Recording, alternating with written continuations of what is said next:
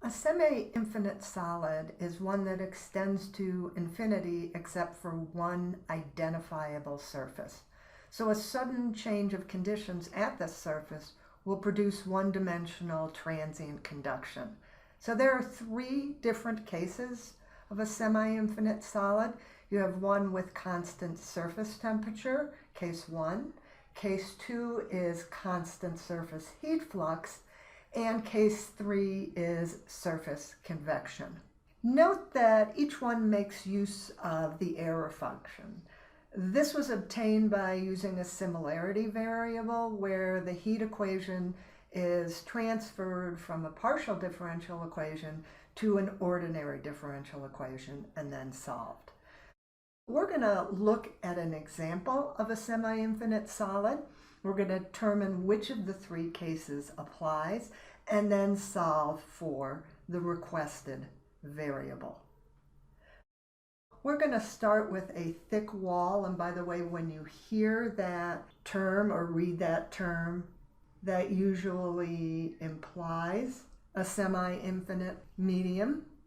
This wall has a density of 600 kilograms per meter cubed.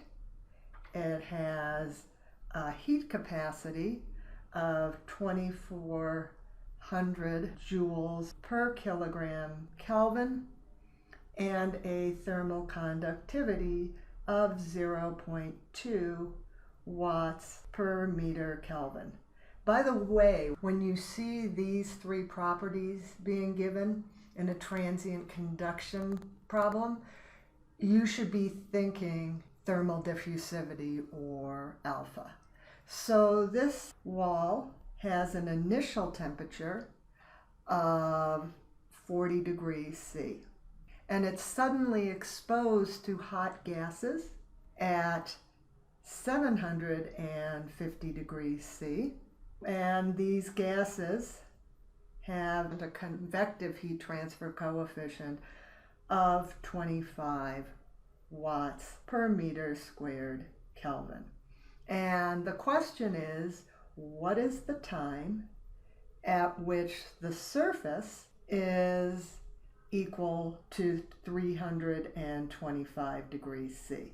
Now, one of the things you have to determine is which direction are we going? What is our x?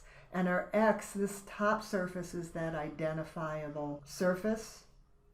So our x would be in this direction, and we call it the depth into the solid. So here, if we take a look, our x is going to equal 0. So let's go back to these different cases, and hopefully you can see, especially since we're looking for the surface temperature after a certain time, that it's not constant surface temperature, that this is case 3, which is surface convection. We're looking for the time, and this looks particularly nasty as t is involved in every single term. So one of the things I do want to point out, we talk about the error function. Note that this says ERFC, and that's what's known as the complementary error function, which is just equal to 1 minus the error function. Let's see if there's another way to solve it rather than solving it this way. And by the way, it can be solved putting it in some kind of program or something, but let's see if there is an easier way. And the answer is yes. What we have for this particular case is a graph that will allow us to solve for time. Note that they've shifted the axis, so we had the x variable going down, they have it going to the side. Either way, we can still use this graph.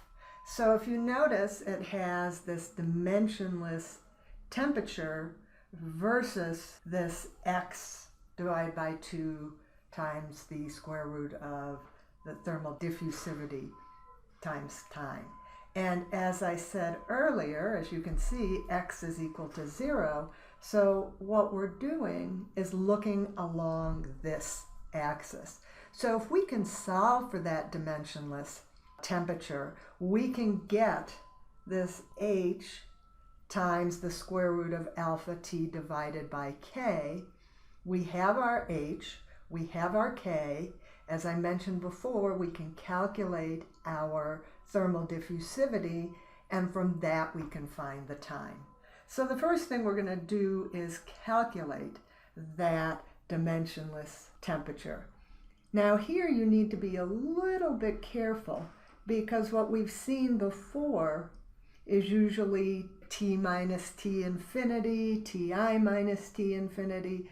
When you're working with a semi-infinite media, our dimensionless temperature is written this way. And that's going to give us a value of 0.4.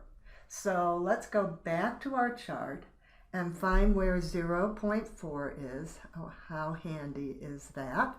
And what we find then in this line, that our h times the square root of alpha times t over k is equal to 0.5. And so now we can use that information to solve for our time. So again, the first thing we're going to want to do is calculate that thermal diffusivity. And so this is equal to our k divided by our density times the heat capacity, equaling 1.39 times 10 to the minus 7th meters squared per second. So now we have our alpha. Let's do our calculation. So when we solve for our time, we end up with 115.2 seconds. And by the way, when I put the time that I got back into this temperature distribution, I didn't get the exact same answer, but I got one very close. And part of that is from being careful about reading the chart, as well as rounding for my thermal diffusivity.